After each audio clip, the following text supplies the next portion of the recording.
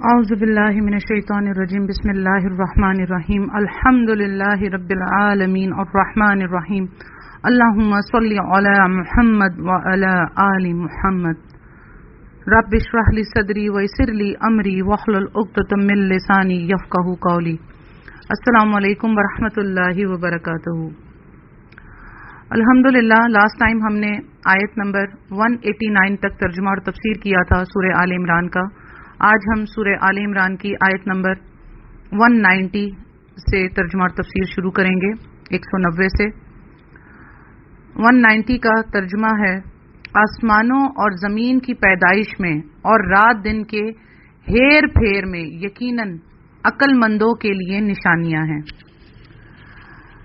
یہاں پر دعوت فکر ہے کن کے لیے؟ جو غور و فکر کرتے ہیں. ٹھیک ہے نا. اللہ تعالیٰ نے فرمایا کہ آسمانوں اور زمین کی پیدائش میں اور جو دن آتا ہے اور اس کے بعد رات آتی ہے اور رات کے بعد پھر دن آتا ہے، دونوں ایک دوسرے کو پکڑ بھی نہیں سکتے. تو یہ ایک ایسا معاملہ ہے جس کو ہر ذی عقل انسان دیکھ کر جو ہے وہ دنگ کا دنگ رہ جاتا ہے کہ بے شک یہ نظام کوئی ایک رب ہی ہے جو اس طرح کا معاملہ چلا سکتا ہے. یعنی جو لوگ زمین و آسمان کی تخلیق اور کائنات کے دیگر امور پر غور کرتے ہیں، انہیں کائنات کے خالق اور اس کے اصل فرما روا کی معرفت بھی حاصل ہو جاتی ہے، اور وہ سمجھ جاتے ہیں کہ اتنی طویل و عریض کائنات کا یہ جو لگا بندھا نظام جس میں ذرا سا بھی خلل واقع نہیں ہوتا، یعنی ایسا نہیں ہوتا کہ ہمیشہ رات ہی رہے 24 گھنٹے اور ہمیشہ دن ہی رہے 24 گھنٹے، ایسا نہیں ہوتا. بہت ساری جگہوں پر دن اور رات کا ہے، لیکن ایسے بھی جگہ ہیں، مختلف نشانیاں ہیں. اللہ تعالیٰ نے ہر طرح سے اپنی قدرت کو ظاہر کی ہے. ایسے بھی جگہ ہیں جیسے انٹارکٹیکا ہے اور الاسکا ہے، جہاں پر جو ہے وہ 6 مہینے تک دن ہوتا ہے، 6 مہینے تک رات ہوتی ہے، لیکن اس میں بھی دن اور رات کے بدلنے کے وقت میں ایک روشنی نمودار ہوتی ہے، چاہے وہ بہت ہلکی سی ہو، لیکن اس سے جو غور و فکر کرنے والے ہیں ان کو یہ معلوم چل جاتا ہے کہ اب رات کا جو معاملہ ہے وہ ختم ہو کے فجر میں اب دن کے معاملے میں داخل ہو رہے ہیں، جبکہ سورج نظر نہیں آتا، لیکن باوجود اس کے وہاں پر وہ چاہے 4 گھنٹے یا 5 گھنٹے کی جو ہلکی سی روشنی ہوتی ہے اس سے یہ معلوم چل جاتا ہے کہ ابھی رات نہیں بلکہ دن ہے. تو اللہ تعالیٰ کی نشانیاں ہیں ہر طرح سے، لیکن کن کے لیے ہیں؟ جو غور و فکر کرتے ہیں. اب بعض لوگ کہنے میں یہ کہہ دیں گے جی 6 دن وہاں رات ہوتی ہے اور 6 دن وہاں دن ہوتا ہے، لیکن جب آپ وہاں موجود ہوں گے تو آپ کو اس رات میں دن کا پہلو بھی نظر آ جائے گا، کیونکہ جسے غور و فکر کرنے کی عادت ہوتی ہے اور جو قرآن کو پڑھنے کے بعد غور و فکر کرتا ہے تو وہ اس کے اصلی حقائق تک پہنچ جاتا ہے. تو وہ یہ سمجھ جاتا ہے کہ یقیناً اس کے پیچھے ایک ذات ہے جو اسے چلا رہی ہے اور اس کی تدبیر کر رہی ہے، اور وہ ذات ہے اللہ کی ذات. اور انہیں جو ہے اہل دانش جو ہے ان کی صفات کا تذکرہ ہے کہ وہ اٹھتے بیٹھتے اور اپنی کروٹوں پر لیٹتے ہوئے اللہ کا ذکر کرتے ہیں. حدیث میں آتا ہے، صحیح بخاری کی حدیث ہے، کہ یہ آیات جو ہیں نبی کریم صلی اللہ علیہ وآلہ وسلم رات کو جب تہجد کے لیے اٹھتے تو پڑھتے تھے. ان آیات کو خاص طور پر تہجد میں جب اٹھتے تھے تو پڑھتے تھے، اور پھر وضو کرتے اور پھر اپنی نماز پر کھڑے ہو جاتے تھے. اچھا، ان آیات میں جو ہے وہ اللہ تعالیٰ نے اپنی قدرت و طاقت کی چند نشانیاں بھی بیان فرمائی ہیں، اور فرمایا کہ نشانیاں ضرور ہیں، لیکن کن کے لیے؟ عقل رکھنے والوں کے لیے، عقل و دانش رکھنے والوں کے لیے ہیں. تو اس کا مطلب یہ ہے کہ ان عجائبات، تخلیق اور اللہ کی اس قدرت کو دیکھ کر بھی جس شخص کو اللہ تعالیٰ کا عرفان حاصل نہ ہو وہ اہل دانش ہی نہیں ہے. مطلب ہم لوگ یہاں پر زیادہ تر جو بہت زیادہ ہم کیا کہتے ہیں، اسے کیا لفظ کہنا چاہیے، جو سائنٹسٹ ہیں ہمارے مغرب کے، ان سے ہم بڑے زیادہ جو ہے نا وہ مرغوب ہیں، اور ان میں زیادہ تر دوہریے ہوتے ہیں، یعنی کہ کمیونسٹ ہوتے ہیں جو کہ کسی رب کو مانتے ہی نہیں ہیں. وہ کہتے ہیں کائنات خود بخود بن گئی اور ایک بگ بینگ کی تھیوری پیش کرتے ہیں کہ جب یہ کائنات وجود میں آئی، تو ان کو ہم بڑے ہی عقل مند اور دانش سمجھتے ہیں، لیکن قرآن کریم ان لوگوں کو عقل والا دانش مند نہیں کہہ رہا، وہ ان کو کہہ رہا ہے کہ سب سے بڑے بیوقوف ہیں، جو یہ ساری نشانیوں کو تو دیکھ لیتے ہیں، سمجھنے کی کوشش کرتے ہیں، ان کے نتائج پہ بھی پہنچ جاتے ہیں، لیکن اس نتیجے پر نہیں پہنچتے کہ ان سب کے پیچھے ان سب کو کنٹرول کرنے والی بھی کوئی ذات ہے، اور وہ ذات اللہ کی ہے۔ لیکن یہ المیہ جو ہے بڑا عجیب ہے۔ عالم اسلام میں دانشور سمجھا ہی اس کو جاتا ہے جو اللہ تعالیٰ کے بارے میں جو ہے وہ تشکیک کا شکار ہو، یعنی شک و شبہات کا شکار ہو، اور وہ کوئی جو ہے الٹے سیدھے سوالات نکال کر لے آئے کہ اللہ بڑا ہے یا اللہ کا عرش بڑا ہے، اس طرح کی فضول باتیں جو ہے وہ کر کے لے آئے، تو اس کو بڑا دانش مند سمجھا جاتا ہے کہ واہ واہ کیا بات، کیا جو ہے لاجیکل بات کی ہے اس نے، ہاں یہ تو سوچنے والی بات ہے، تو ان کو دانش مند سمجھتے ہیں ہمارے معاشرے میں، جبکہ اللہ تعالیٰ انہیں جو ہے وہ دانش مند نہیں کہہ رہا۔ دانش مند اللہ تعالیٰ ان کو کہہ رہا ہے اس آیت میں کہ اہل دانش کے ذوق جو ہیں وہ ذکر الہی ہوتے ہیں، اور ان کا آسمان و زمین کی تخلیق میں غور و فکر کرنے کا جو ایک معاملہ ہوتا ہے وہ غور و فکر کرنے کا بیان ہے، جیسا کہ حدیث میں بھی آتا ہے کہ نبی صلی اللہ علیہ وآلہ وسلم نے فرمایا کہ کھڑے ہو کر نماز پڑھو، اگر کھڑے ہو کر نہیں پڑھ سکتے تو بیٹھ کر پڑھو، اور اگر بیٹھ کر بھی نہیں پڑھ سکتے تو کروٹ کے بل لیٹے لیٹے ہی نماز پڑھ لو، یہ صحیح بخاری کی حدیث ہے۔ تو ایسے لوگ جو ہر وقت اللہ کو یاد کرتے ہیں اور یاد اللہ کو رکھتے ہیں، اور وہ آسمان و زمین کی تخلیق اور اس کی حکمتوں پر بھی غور کرتے ہیں، جن سے خالق کائنات کی عظمت و قدرت اور اس کا علم و اختیار، اس کی رحمت، ربوبیت کی جو ہے وہ صحیح معرفت انہیں حاصل ہو جاتی ہے، تو وہ بے شک بے اختیار پکار اٹھتے ہیں کہ رب کائنات نے یہ کائنات یوں ہی بے مقصد نہیں بنائی ہے، بلکہ اس سے مقصد بندوں کا امتحان ہے، جو امتحان میں کامیاب ہو گیا تو اس کے لیے ہمیشہ ہمیشہ کی جنت کی نعمتیں ہیں، اور جو ناکام ہوا اس کے لیے جہنم کا عذاب ہے۔ اللہم اجرنا من النار، اللہم اجرنا من النار، اللہم اجرنا من النار، آمین۔ اس لیے وہ کیا کرتے ہیں کہ عذاب سے بچنے کی دعائیں کرتے ہیں، جیسے کہ اس آیت میں ہے کہ تو پاک ہے رب اور ہمیں آگ کے عذاب سے بچا لے۔ کیوں؟ اسی لیے دعائیں کرتے ہیں کہ وہ سمجھ جاتے ہیں کہ جس رب نے یہ ساری کائنات بنائی ہے تو اس نے جہنم بھی بنائی ہے اور جنت بھی بنائی ہے، بے شک وہ ہماری آنکھوں سے اوجھل ہے، لیکن اس کی کائنات کو دیکھ کر اس بات پہ بہت آسانی سے یقین کیا جا سکتا ہے کہ یہ معاملات دونوں اس نے رکھے ہیں، سزا کا بھی اور جزا کا بھی۔ تو اللہ تعالیٰ سے جو ہے وہ اٹھتے بیٹھتے چلتے پھرتے اپنی کروٹوں پہ بھی ایمان والے اللہ سے دعائیں کرتے ہیں، اللہ کی حمد و ثنا بیان کرتے ہیں، اور یہ اللہ کی حمد و ثنا بیان کرنا ہی ہے کہ جس نے زمین و آسمان کو بنایا، دن رات کو بنایا، اور بے تحاشا کہ اگر ہم اس کا ذکر کریں تو وقت کم پڑ جائے، لیکن جیسے کہ سورہ کہف میں ہے کہ اگر سارے درخت جو ہیں وہ قلم بن جائیں اور سمندر سیاہی بن جائیں، اور وہ سیاہی ختم ہو جائے اور دوسرے اور سمندر لے آئے جائیں سیاہی بھر کر اللہ کی جو ہے حمد و ثنا بیان کرنے کے لیے، اس کو لکھنے کے لیے، تو وہ بھی اس سے قاصر ہیں۔ تو ایک انسان کیا اللہ کی حمد و ثنا بیان کر سکتا ہے؟ ہم اس سے قاصر ہیں، اللہ یہ کہ جو ہمیں ہمارے رسول صلی اللہ علیہ وآلہ وسلم کے ذریعے سے اللہ کی حمد و ثنا کا طریقہ اور جتنا بتا دیا گیا ہم تو وہ بھی نہیں کر پاتے۔ اللہ ہمیں توفیق عطا فرمائے کہ ہم جو اللہ کا حق ہے اس کی حمد و ثنا بیان کرنے کا وہ ہم بیان کریں۔ اس لیے سوتے وقت اور سونے سے اٹھتے وقت ضرور اللہ کا ذکر کیا کریں، اور اللہ کے خزانوں میں سے ایک خزانہ ہے سبحان اللہ والحمد للہ ولا الہ الا اللہ واللہ اکبر، یہ خزانہ ہے، یہ سو کر اٹھیں جب یہ پڑھیں، اور سو کر اٹھنے کی دعا پڑھیں، الحمد للہ الذی احیانا بعد ما اماتنا الیہ النشور، یہ چیزیں ضرور پڑھیں، کلمہ شہادت پڑھیں، تاکہ جو ہے ہم جب قیامت والے دن قبروں سے اٹھیں تو ہماری عادت بن جائے،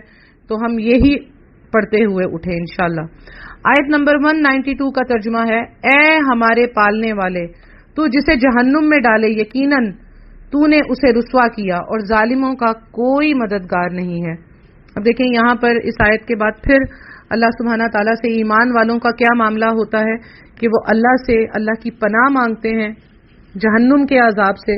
اور وہ یہ اقرار کر رہے ہیں کہ اللہ جسے تو رسوا کرے گا اسے تو جہنم میں ڈال دے گا۔ تو ہم کیا کہتے ہیں کہ اللہ تعالیٰ ہمیں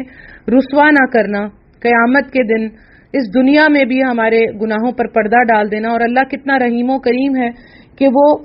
انسان کے کیسے کیسے گناہوں پر پردہ ڈال دیتا ہے اور پھر اس کو ایسی ہدایت کا راستہ دکھاتا ہے. اور جب اسے ہدایت ملتی ہے تو وہ کس طرح رو رو کر اپنے ان گناہوں کو یاد کرتا ہے کہ اگر میرے وہ گناہ لوگوں کو پتہ چل جائیں تو لوگ مجھ سے کس قدر نفرت کریں، لیکن میرا رب کیسا مہربان اور کتنا رحم کرنے والا ہے کہ جو میرے تمام ان گناہوں کو دیکھ کر اس کا شاہد بھی ہے، گواہ بھی ہے، لیکن اس نے اسے ان گناہوں کو دنیا والوں کے سامنے ظاہر نہیں کیا اور میرے ان گناہوں پر پردہ ڈال دیا، مجھے رسوا نہیں کیا. تو اسی طرح ایمان والے جو ہیں وہ صرف اس دنیا کے رسوائی سے نہیں ڈرتے بلکہ وہ آخرت کی رسوائی سے ڈرتے ہیں، کیونکہ انہیں معلوم ہے کہ اس دن دو ہی معاملات ہوں گے، یا جنت یا جہنم، اور جو جہنم میں ڈال دیا گیا وہ رسوا کر دیا گیا. تو اللہ تعالیٰ سے ہمیشہ جو ہے دعا کرنی چاہیے کہ جب بھی جہنم کا ذکر آئے تو اللہ سے دعا کریں کہ جہنم سے دور کر دے. اللہم اجرنا من النار پڑھیں 3 دفعہ اور آمین پڑھیں، کیونکہ پھر جہنم اللہ سے دعا کرتی ہے کہ اللہ اس کو مجھ سے دور کر دے. اور اسی طرح جب جنت کا ذکر آتا ہے تو اللہم انا اسألوک جنت الفردوس، کہ اللہ مجھے جنت میں داخل فرما دے. تو 3 دفعہ یہ دعا پڑھنے سے جنت پھر اس بندے کے لیے دعا کرتی کہ اللہ مجھے اس میں داخل کر دے. تو یہ ضرور کیا کریں، ضرور اسے پڑھا کریں. اپنے نمازوں کے نفلی نمازوں کے سجدوں میں بھی ان دعاؤں کا ورد کیا کریں، کیونکہ سجدے میں انسان اللہ کے سب سے زیادہ قریب ہوتا ہے. اور جو دعا آپ سجدوں میں کریں گے تو اللہ تعالیٰ آپ کے لیے وہ راستے بنا دے گا کہ جہنم کو آپ سے دور کر دے گا اور جنت کو آپ کے قریب کر دے گا انشاءاللہ تعالیٰ. آیت نمبر 193 کا ترجمہ ہے، اے ہمارے رب، ہم نے سنا کہ منادی کرنے والا با آواز بلند ایمان کی طرف بلا رہا ہے کہ لوگوں اپنے رب پر ایمان لاؤ. بس ہم ایمان لائے. یا الہی اب تو ہمارے گناہ معاف فرما اور ہماری برائیاں ہم سے دور کر دے اور ہماری موت نیکوں کے ساتھ کر. آمین. اچھا، اس سے مراد نبی صلی اللہ علیہ وآلہ وسلم ہے. ٹھیک ہے، ایمان والے کیا کہہ رہے ہیں اپنے رب سے کہ اے ہمارے رب، ہم نے سنا کہ منادی کرنے والا باآواز بلند ایمان کی طرف بلا رہا ہے. کیونکہ نبی صلی اللہ علیہ وآلہ وسلم اپنی طرف سے کبھی بھی کچھ نہیں کہتے تھے.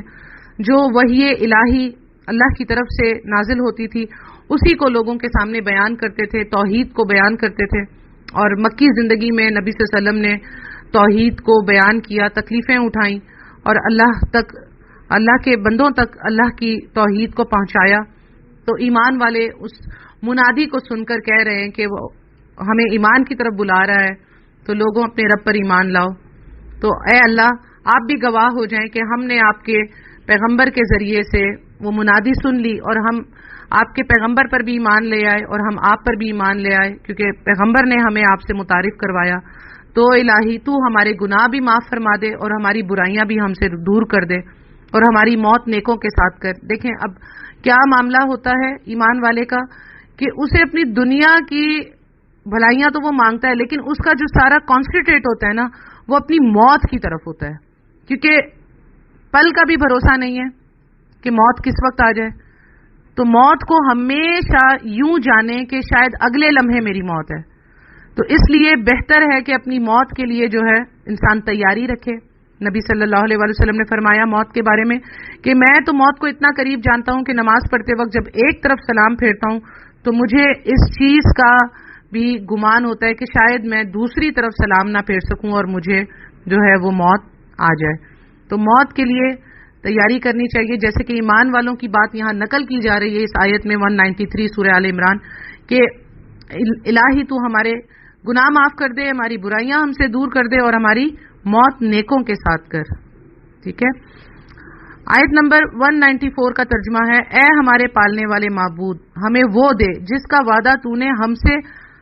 اپنے رسولوں کی زبانی کیا ہے اور ہمیں قیامت کے دن رسوا نہ کر، یقیناً تو وعدہ خلافی نہیں کرتا. اب یہ ایک خوبصورت دعا کے بعد دوسری دعا ہے، ٹھیک ہے، ایمان والوں کے لیے، اور یہ ہمیں دعائیں مانگنی چاہیے. یہ دعائیں اسی لیے آئی ہیں قرآن میں کہ ہم جو ادھر ادھر کی فضول باتوں میں وقت گزار رہے ہوتے ہیں اور لوگوں سے کہہ رہے ہوتے ہیں کہ جی ہمیں بتائیں ہم کیسے کیا مانگیں، کس طرح مانگیں، دعا کرنے کا کیا طریقہ ہے. تو جو بندہ جب قرآن پڑھتا ہے تو اسے تمیز آ جاتی ہے، طریقہ پتہ چل جاتا ہے کہ وہ اپنے رب سے کن الفاظ کے ساتھ کیا مانگے. اور جب آپ احادیث کا مطالعہ کریں گے تو اس میں نبی صلی اللہ علیہ وسلم کی اتنی خوبصورت دعائیں ہیں کہ جو ہم چاہتے ہوئے بھی بہت عقل اور علم اور ایجوکیٹڈ ہونے کے باوجود بھی ہم وہ چیزیں نہیں مانگ سکتے جو ہم نبی صلی اللہ علیہ وسلم کی جو دعائیں ہیں انہیں جب ہم پڑھیں گے کہ وہ کس طریقے سے اللہ کے ناموں کا وسیلہ دے کر دعائیں مانگتے تھے، اور اس طرح سے دعائیں مانگتے تھے کہ اللہ جتنے نام تو نے اپنے کتابوں سے ہمیں بتا دی اور جو نام تو نے اپنے خزانوں میں چھپا کر رکھے ہیں، لوح محفوظ میں چھپا کر رکھے ہیں، ان ناموں کا بھی اللہ تجھے وسیلہ دیتا ہوں. یعنی کہ نبی صلی اللہ علیہ وسلم اللہ کے ناموں کے وسیلے سے مانگتے تھے اور اس طرح سے دعا مانگتے تھے کہ اللہ تعالیٰ جو ہے وہ اپنے ناموں کے وسیلے سے ظاہری سی بات ہے خوش ہوتا تھا، اور یہ بھی خوش ہوتا تھا کہ جو نام میں نے نہیں بتائے، نہیں ظاہر کیے، ان ناموں کا بھی مجھے وسیلہ دیا جا رہا ہے. تو کتنی زبردست بات ہے. تو ہم جب بھی دعا کریں اللہ کے ناموں کا وسیلہ دے کر کریں، اور یہ بھی کہیں کہ یا اللہ جو نام تو نے اپنے خزانوں میں چھپا رکھے ہیں، جو تو نے جن کو جو نام تو نے کسی کو نہیں بتایا، اللہ ہم ان ناموں کا بھی تجھے وسیلہ دیتے ہیں. تو یہ بڑے ڈیسپریٹ ہو کر یہ دعا، ڈیسپریٹ نہیں ہونا چاہیے بلکہ پورے ایمان کے ساتھ یہ دعا مانگنی چاہیے. تو ہمارے لیے یہاں بھی خوبصورت دعا ہے کہ ہمارے رب، ہمارے معبود ہمیں وہ دے جس کا وعدہ تو نے اپنے رسولوں کی زبانی کیا ہے. وہ کیا کیا ہے؟ اہدنا الصراط المستقیم اور صراط الذین انعمت علیہم، وہ سیدھا راستہ ہمیں دے، اور وہ راستہ سیدھا جس پر ان لوگوں پر جن پر تو نے انعام کی ہے. ٹھیک ہے نا؟ تو وہ انعام کیا ہے؟ جنت ہے اور اللہ کی رضا ہے. اور پھر جنت میں کیا ہے؟ جنت ہمارے لیے اتنی امپورٹنٹ کیوں ہونی چاہیے؟ اس کا بھی ہمیں اپنے دماغ میں ایک ادراک رکھنا چاہیے کہ ہمیں اللہ کا جو ہے وہ دیدار کرنا ہے. ہمارے ذہن میں زیادہ تر جو ہے وہ جہنم کی، جنت کے اور جہنم کے کچھ معاملات ذہن میں رہتے ہیں. جنت کے معاملے میں مردوں کے ذہن میں حوریں رہتی ہیں، تو وہ حوریں نہیں رہنی چاہیے. اللہ کا دیدار ہونا چاہیے کہ اللہ اپنا دیدار کروائے، اور عورتوں کے بھی ذہن میں یہی ہونا چاہیے، نہ کہ وہ زیورات اور اپنی خوبصورتی کے بارے میں سوچتی رہیں کہ ہم تو 70 حوروں سے بھی افضل ہو جائیں گی، بلکہ وہ یہ سوچیں کہ جو اصل حسن ہے اور اصل خوبصورت جو دیدار ہوگا وہ اللہ سے بڑھ کر کسی کا نہیں ہو سکتا. تو وہ جنت اس لیے حاصل کرنی ہے کہ ہم اپنے رب کا دیدار کریں انشاءاللہ تعالی. تو یہاں پر ہماری دعا کیا ہے کہ ہم اپنے جو اللہ سے ہم یہ مانگ رہے ہیں کہ ہمیں وہ عطا کر جو رسولوں کی زبانی کیا، یعنی کتابوں کے ذریعے سے رسولوں نے ہم تک پہنچائیں وہ خوشخبریاں کہ ایمان والوں کے لیے جنت ہے. اور ہم اللہ تعالیٰ سے یہ بھی دعا کر رہے ہیں کہ ہمیں قیامت کے دن رسوا نہ کرنا، اور اللہ تو اپنے وعدہ خلافی نہیں کرتا. بے شک اللہ وہ ذات ہے جو کبھی وعدہ خلافی نہیں کرتی. انسان چاہتے ہوئے بھی بھول چوک کا بھی شکار ہو کر وعدہ خلافی کر لیتا ہے، لیکن اللہ کی وہ ذات ہے جس کی صفات میں صرف اور صرف وعدے کو نبھانا ہی ہے. آیت نمبر 195 کا ترجمہ ہے، بس ان کے رب نے ان کی دعا قبول فرما لی کہ تم میں سے کسی کام کرنے والے کے کام کو خود، خواہ وہ مرد ہو یا عورت، میں ہرگز ضائع نہیں کرتا. تم آپس میں ایک دوسرے کے ہم جنس ہو. اس لیے وہ لوگ جنہوں نے ہجرت کی اور اپنے گھروں سے نکال دیے گئے اور جنہیں میری راہ میں ایذا دی گئی اور جنہوں نے جہاد کیا اور شہید کیے گئے، میں ضرور ضرور ان کی برائیاں ان سے دور کر دوں گا اور بال یقین انہیں ان جنتوں میں لے جاؤں گا جن کے نیچے نہریں بہ رہی ہیں. یہ ہے ثواب اللہ تعالیٰ کی طرف سے، اور اللہ تعالیٰ ہی کے پاس بہترین ثواب ہے. الحمدللہ یہاں پر اللہ تعالیٰ نے کیا کیا؟ جواب دیا ہے ان دعاؤں کا. یہ جو 2 دعائیں ہم نے ابھی پڑھی ہیں آل عمران کی 193 194، اس کا جواب اللہ تعالیٰ کیا دے رہے ہیں؟ کیونکہ یہ ظاہری سی بات ہے جب آیات اتر رہی ہیں تو اس کا پس منظر بھی تھا کہ جن لوگوں نے مکہ سے مدینہ ہجرت کی، بہت ستائے گئے اللہ کی راہ میں اور انہوں نے ہجرت کی، تو وہ مردوں میں سے بھی تھے اور عورتوں میں سے بھی تھے اور بچوں میں سے بھی تھے. تو بہت سی عورتیں جو ہے اپنے شوہروں کو جو کہ مشرک رہ گئے تھے ان کو چھوڑ کر وہ جو ہے ہجرت کر گئیں، اور بہت سے شوہر اپنی بیویوں کو چھوڑ کر ہجرت کر گئے جو مشرک تھیں. تو سب نے جو ہے قربانیاں دی اور اللہ تعالیٰ نے ان کے ہجرت کو جو ہے دیکھا، قبول کیا، اور انہیں اللہ کی راہ میں بہت سی تکلیفیں بھی دی گئیں، اور پھر انہوں نے ان تکلیفوں کے باوجود پھر جہاد کیا اور جہاد میں شہید بھی کیے گئے. تو اللہ تعالیٰ کیا فرما رہے ہیں کہ ان کی ان چیزوں کو ہم نے قبول کر لیا اور ہم نے ان کی سارے جو برائیاں تھیں جو وہ اپنی ایمان لانے سے پہلے اپنی زندگیوں میں کرتے رہے ان کو بھی ہم نے دور کر دیا. تو یہاں پر اللہ تعالی کا جو اس آیت میں جواب ہے یعنی اجر و اطاعت میں تم مرد اور عورت ایک ہی ہو یعنی ایک ہی جیسے ہو. کہ جیسے بعض روایت میں ہے کہ حضرت ام سلمہ رضی اللہ تعالی عنہا نے ایک مرتبہ عرض کیا کہ یا رسول اللہ صلی اللہ علیہ وسلم اللہ تعالیٰ نے ہجرت کے سلسلے میں عورتوں کا نام نہیں لیا. تو اس وجہ سے یہ آیت بھی نازل ہوئی, خاص طور پر عورتوں کو آنر دینے کے لیے یہ آیت نازل ہوئی. پتہ نہیں کون لوگ ہیں جو کہتے ہیں کہ اسلام میں عورت کو درجہ نہیں دیا گیا. اللہ تعالیٰ نے ہر جگہ عورت کو جو ہے وہ بہت آنر دیا ہے, اور ان چیزوں سے قرآن کی ان آیات کو پڑھیں تو ہمیں پتہ چلے گا نا. ہم ان آیات کو پڑھتے ہی نہیں ہیں تو ہمیں علم کیسے ہوگا کہ اللہ تعالیٰ نے ہمیں کتنی عزت سے بخشا ہے. الحمدللہ. تو اللہ تعالیٰ کیا فرما رہے ہیں کہ ان لوگوں کے لیے کیا ہے,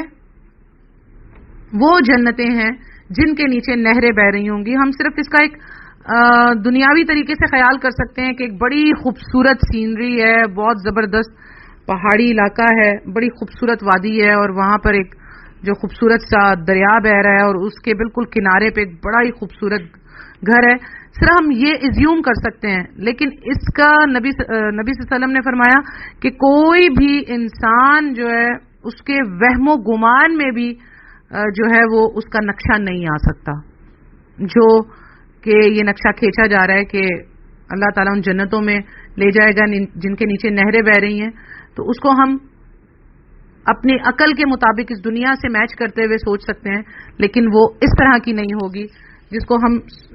وہم و گمان بھی نہیں گزرا جنات اور انسان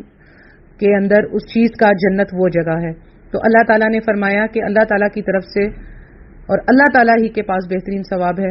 اللہ کے علاوہ اور کوئی ذات ثواب نہیں دے سکتی. جیسے ہمارے ہاں مرحومین سے, مزاروں سے,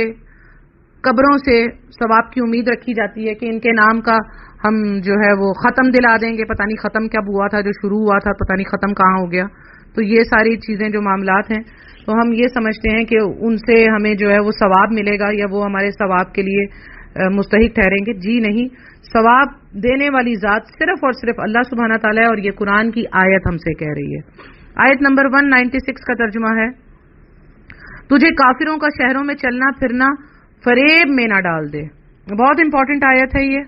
ٹھیک ہے, کیونکہ خطاب نبی صلی اللہ علیہ وآلہ وسلم سے کیا جا رہا ہے اور مخاطب اس کی پوری امت ہے, ٹھیک ہے نا.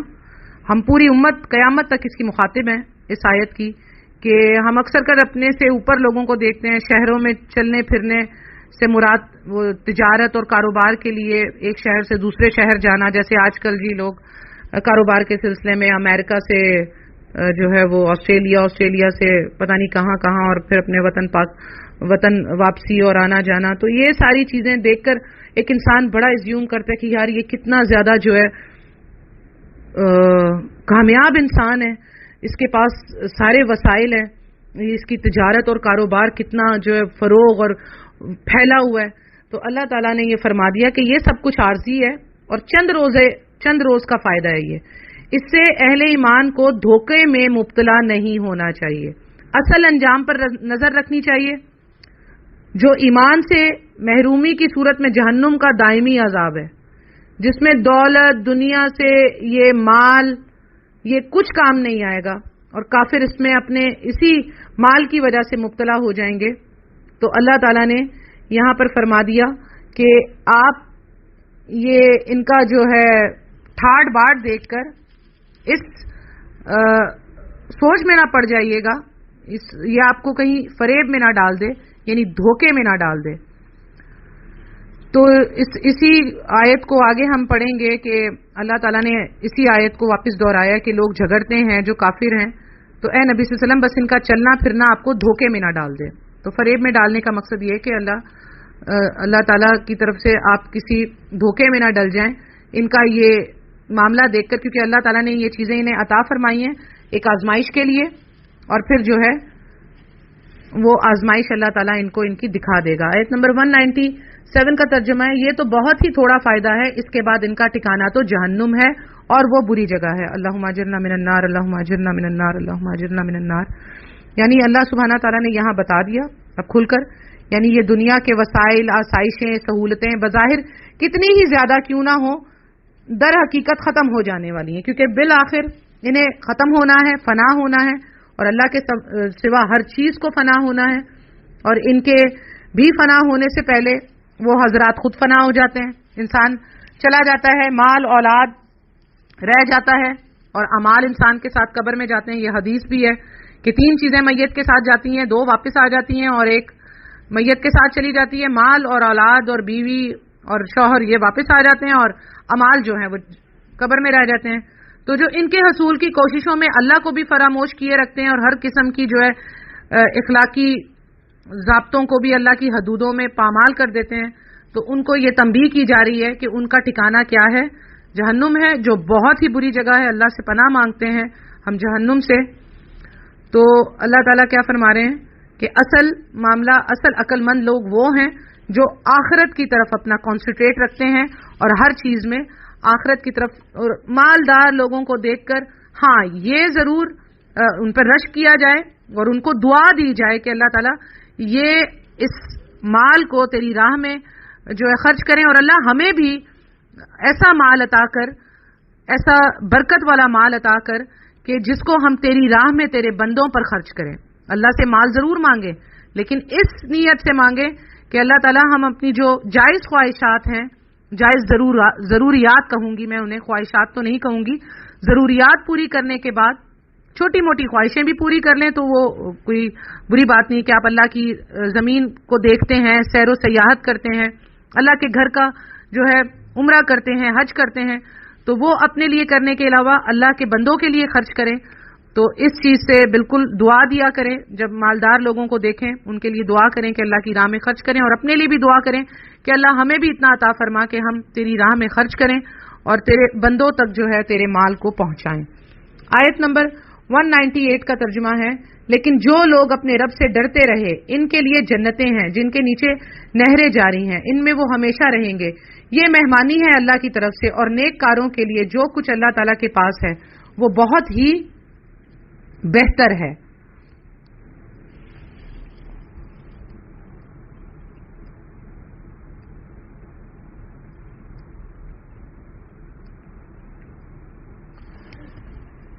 جہاں جہاں اللہ سبحانہ تعالیٰ نے جہنم کا ذکر کیا ہے وہاں ہی اللہ تعالیٰ کا معاملہ ہے کہ وہ صرف ایک جسے کہتے ہیں ایک امید بھی ساتھ میں دیتے ہیں، ایک نصیحت، ایک ڈراوے کے بعد امید بھی ساتھ دیتے ہیں. جہنم کے بعد ہمیشہ اللہ تعالیٰ اپنے نیک بندوں کے لیے جنت کا ذکر بھی کرتے ہیں، جیسے کہ یہاں جہنم کے ذکر کے بعد اللہ تعالیٰ نے جنت کا ذکر کیا کہ ایمان والوں کے دل بجھ نہ جائیں، ڈر ان پر اتنا غالب نہ آ جائے، تو ان کو ساتھ میں امید بھی دلائی تاکہ وہ اپنے نیک اعمال کو کرنے میں جو ہے وہ ان کی انرجی کم نہ ہو جائے. انرجی کو پورا رکھنے کے لیے اللہ تعالیٰ نے یہاں دوبارہ جنت کا ذکر کر دیا کہ جو اپنے رب سے ڈرتے ہیں. لیکن ڈرنے والے ہمیشہ کامیاب ہوتے ہیں. لوگ کہتے ہیں نہیں جی اللہ تعالیٰ سے ہر وقت ڈراتے نہ رہو اور ایسے نہیں کہو، اور اللہ بڑا مہربان ہے، بڑا رحم کرنے والا ہے. بے شک اللہ تعالیٰ مہربان رحم کرنے والا ہے، لیکن کامیاب کون ہوں گے؟ اللہ سے ڈرنے والے. کیونکہ یہ آیت میں اور آپ بہت جگہ پڑھیں گے اللہ سے، اپنے رب سے ڈرنے والے جو اللہ کے سامنے ڈر کر کھڑے ہوئے. ٹھیک ہے نا، نماز کی حالت میں ہم قیام کرتے ہیں، کھڑے ہوتے ہیں اللہ کے سامنے، تو جب ڈرتے ہیں ہم اللہ سے ڈر کر ہی کھڑے ہوتے ہیں نا، کہ اس کا حکم ہے، یہ اس کا حق ہے کہ ہم اس کی عبادت کریں، اس کے سامنے کھڑے ہوں. تو ڈر کر ہی کھڑا ہوتا ہے نا انسان. جو ڈر کر انسان کرتا ہے نا تو وہ پھر اس کے اوپر اس ڈر سے آہستہ آہستہ محبت میں وہ ڈر تبدیل ہو جاتا ہے، اور انسان کا ڈر جو ہے وہ ڈر ہی رہتا ہے. لیکن اللہ کا ڈر ایسا ہے کہ وہ پھر ایک محبت کی شکل اختیار کر جاتا ہے. انسان سے ہم ڈرتے ہیں تو ہم اس کو برا بھلا بھی کہتے ہیں اس کے، کیونکہ وہ انسان ہے، ناانصافی بھی کر جاتا ہے، بلا وجہ بھی ڈراتا ہے، قصور نہیں ہوتا تو بھی ڈراتا ہے. لیکن اللہ کون ہے؟ اللہ ناانصافی کرنے والا نہیں ہے. جب ہم اپنے رب سے ڈریں گے تو اس کا ڈر وہ محبت میں ہمارے تبدیل کر دیتا ہے. تو اس کے ڈر اور محبت کو ہی کیا کہا جاتا ہے؟ تقویٰ. ٹھیک ہے نا، اسی کو تقویٰ کہا جاتا ہے. تو اللہ تعالیٰ نے یہاں پر جنت کی جو ہے خوشخبری دے کر کہا کہ نیکوں کاروں کے لیے وہ جنت ہے جو ان کے لیے تیار کی گئی ہے۔ آیت نمبر 199 کا ترجمہ ہے، یقیناً اہل کتاب میں سے بعض ایسے بھی ہیں جو اللہ تعالیٰ پر ایمان لاتے ہیں اور تمہاری طرف جو اتارا گیا ہے اور ان کی جانب جو نازل ہوا اس پر بھی